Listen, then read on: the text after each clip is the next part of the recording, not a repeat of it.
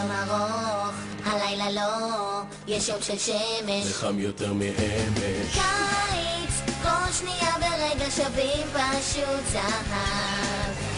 קיץ זה הסיפור הכי מוצלח ששמעת עד עכשיו. יש אור ובלי דשי פירות, בכיף בלתי רגיל. זה קיץ, אז איפה להתחיל?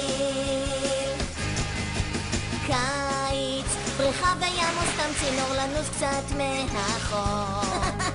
קיץ, סקט עם אופניים או יחפים פתאום. זה גם נגלוש על הגלים, נמציץ את המתקנים, נציץ לראש של פרנקנשטיין. נפגוש בנשרים, נחוש בשדה פרחים, נוציא אותם מדעת. רגע, אולי אנחנו ממהרים.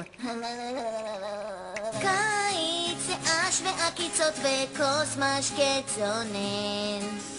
קיץ לשבת בחצר האחורית לצילו של עץ עם אח שלי. זה קיץ בשבילי. היום ארוך, הלילה לא, יש יום של שמש, וחם יותר מאמש. קיץ, כל שנייה ורגע שווים פשוט זהב. קיץ זה הסיפור הכי מוצלח ששמעת עד עכשיו. יש אור בלי דשי פירות, בכיף בלתי רגיל.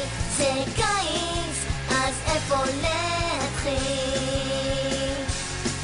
זה קיץ, אז איפה להתחיל?